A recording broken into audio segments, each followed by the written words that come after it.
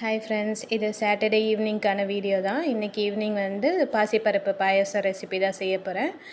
பாசிப்பருப்பை வந்து ஒரு ஸ்மால் டம்ளர் அளவுக்கு எடுத்து வாஷ் பண்ணி அதை குக்கரில் போட்டு வேக வச்சுருக்கேன். ஒரு 5 விசில் விட்டு எடுத்து வச்சுருக்கேன்.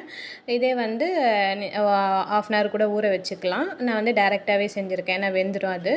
பக்கத்துலேயே வந்து வெல்ல கரைசல் ரெடி பண்ணியிருக்கேன். இது வந்து பாகுபதம் தேவையில்லை, சும்மா வெல்லம் கரைஞ்சாலே போதும். அதில் உள்ள அந்த கல்லெல்லாம் இருக்கும், அதனால் அந்த டஸ்ட்டு வெளியே வரத்துக்காக வடிகட்டிக்கிறேன். அப்படியே சேர்க்காதீங்க வெல்லத்தை, எப்போவுமே கொஞ்சம் இது பண்ணி வச்சுக்கோங்க. அதை வடிகட்டி தான் சேர்க்கணும். பாசிப்பருப்பு பாருங்கள் நல்லா வெந்துருச்சு. அதில் வந்து நான் பால் கொஞ்சம் ஆட் பண்ணி அந்த கெட்டியாக இருக்கிறத வந்து நல்லா கரைச்சி விட்டுக்கிறேன். சூடு பால் தான் யூஸ் பண்ணுறேன். இப்போ நல்லா கரைச்சி விட்டதுக்கப்புறம் ஒரு பேன் எடுத்து அதில் வந்து கொஞ்சம் நெய் ஆட் பண்ணிக்கிறேன்.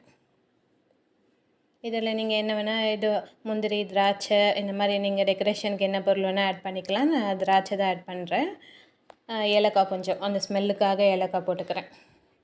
இதே வந்து அவல் வச்சு கூட நம்ம செஞ்சுருக்கோம், ஆல்ரெடி நம்ம சேனலில் வந்து நான் போஸ்ட் பண்ணியிருக்கேன். இது அவல் இல்லாமல் வெறும் பாசிப்பருப்பை மட்டும் போட்டு செய்கிறது.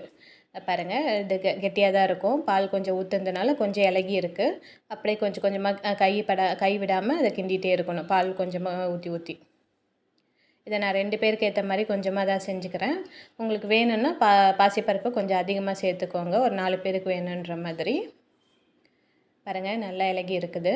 இந்த டைமில் வந்து டைரெக்டாக வந்து நம்ம வெல்லத்தை சேர்க்கக்கூடாது, ஏன்னா பால் கூட வெல்லம் சேர்த்தாக்கா அது வந்து திரிஞ்சு போயிடும்.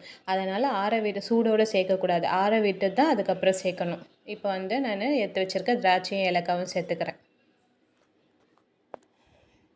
இதை சேர்த்ததுக்கப்புறம் கொஞ்சம் நேரம் ஆற விட்டுக்கிறேன். ஆற விட்டதுக்கப்புறம் நம்ம வெள்ளை கரைசலையும் இதில் கைவிடாமல் அதையும் வந்து சேர்த்துக்கணும். இதில் வந்து நீங்கள் மில்க் மேடு இருந்தால் கூட ஊற்றிக்கோங்க, டேஸ்ட்டு நல்லாவே இருக்கும். அதாவது வெல்லம் கொஞ்சம் பாதியும் மில்க் மேடு கொஞ்சமும் சேர்த்து நம்ம சேர்த்துக்கலாம். என்கிட்ட மில்க் மேடு இல்லை, தீர்ந்து போச்சு, அதனால் இதை மட்டும் சேர்த்துக்கிறேன். வெல்லம் வந்து நிறைய ஆகிட போது, அதனால் வந்து கொஞ்சம் கொஞ்சமாக பார்த்துட்டு சேர்த்துக்கோங்க. கொஞ்சம் சேர்த்ததுக்கப்புறம் அந்த திக்னஸ் வந்து கொஞ்சம் இலகுனதுக்கப்புறம் விட்டுருங்க. நிறைய வெல்லம் போட்டுறாதீங்க, ஃபஸ்ட்டு டேஸ்ட்டுக்கு மட்டும் பார்த்துக்கோங்க. டேஸ்ட்டு பார்த்துட்டு அதுக்கப்புறம் கொஞ்சம் கொஞ்சமாக இது ஊற்றிக்கோங்க. ஏன்னா கொஞ்சம் போட்டாலே வெல்லம் வந்து அதிகமாக திகட்டுற மாதிரி இருக்கும். ஸோ அதனால் வந்து இது வந்து ஃபஸ்ட்டு வந்து கொஞ்சம் நம்ம வெல்லம் ஊற்றுனதுக்கப்புறம் தண்ணியாக தான் இருக்கிற மாதிரி இருக்கும். அதுக்கப்புறம் ஆறுனதுக்கப்புறம் கொஞ்சம் கெட்டிப்பட்டுரும். ஸோ ரொம்பவே டேஸ்ட்டாக இருக்கும், செஞ்சு பாருங்கள் இந்த ஸ்நாக்ஸு. ஸோ இப்போ வெயிட் லாஸ்லேயே இருக்கிறதுனால இந்த வெல்லன்றது நம்ம ஒயிட் சுகர் தான் ஆட் பண்ணக்கூடாது, வெல்லன்றது நான் ஆட் பண்ணிக்கலாம். ஸோ அதனால் அப்போ மட்டும் கொஞ்சோண்டு மட்டும் நான் ஒரு பவுலில் எடுத்துக்கிட்டேன்.